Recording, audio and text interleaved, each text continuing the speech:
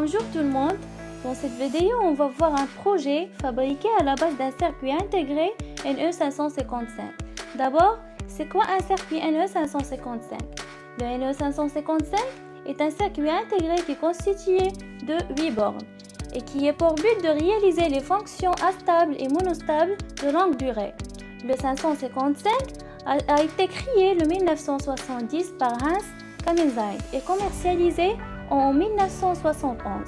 Ce type de montage est considéré comme une base de la fabrication de nos projets, alors ce circuit joue le rôle d'un timer. Quelle est sa structure interne?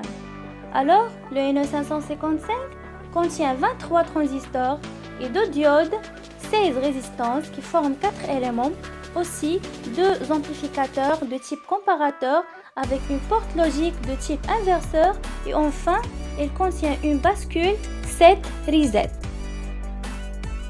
Maintenant, on va expliquer le fonctionnement interne du circuit NE555. Comme on a dit précédemment, le NE555 est constitué par 8 broches. Chaque broche a sa propre utilité. Alors, les broches 1 et 8 servent à l'alimentation électrique du circuit. Si on alimente le circuit avec une pile de 9 volts, la broche 8 sera connectée sur la borne plus de la pile de 9 volts. La broche 1 sera connectée sur la borne moins de la pile de 9 volts. Les broches 2 et 6 sont les entrées des comparateurs. La broche 2 s'appelle le déclenchement, car en mode monostable, elle provoque le départ du pulse en sortie.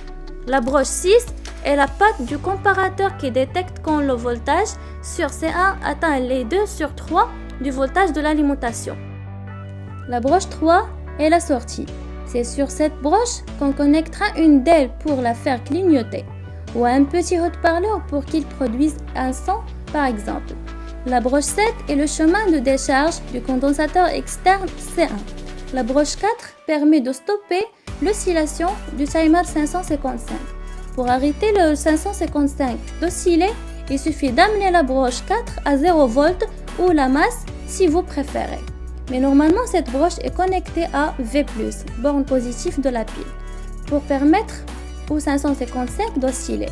Cette broche permet par exemple à un 555 de contrôler un second 555 en lui permettant d'osciller ou non.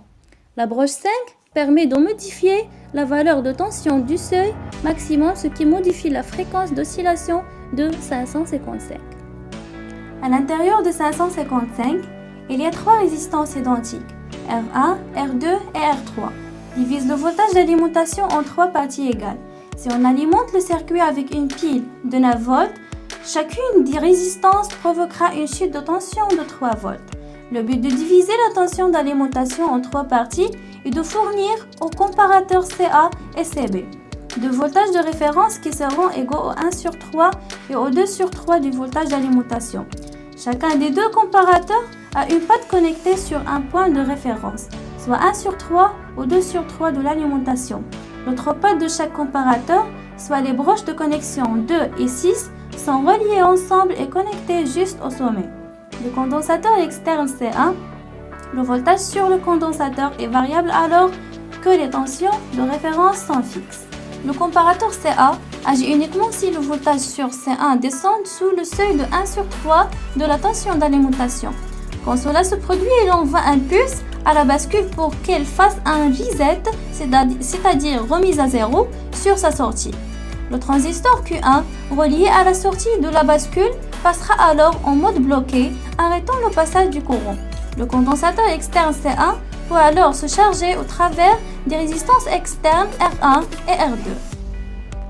Le comparateur CB agit uniquement si le voltage sur C1 dépasse le seuil de 2/3 de la tension d'alimentation.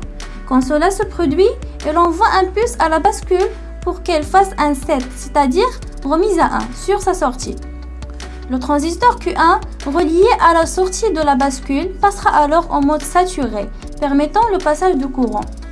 Tant que le circuit 555 est sous tension, le cycle charge et décharge du condensateur se répète sans fin.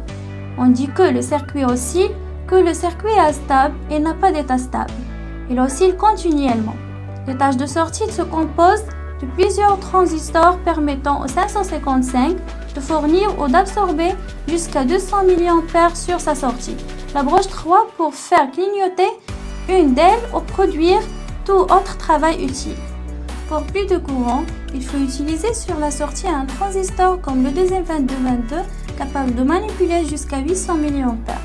La sortie est au niveau logique haut quand C1 se charge et au niveau logique bas quand C1 se décharge. Autrement dit, sur la broche 3, on retrouve une onde carrée. Alimentée avec une pile de 9 volts, on aura 9 volts, 0 volts, 9 volts, 0 volts de façon répétitive tant que le circuit est sous tension. La durée de temps à un niveau logique haut, puis à un niveau logique bas, est déterminée par les valeurs des résistances externes R1 et R2 et bien sûr par la valeur du condensateur externe C1.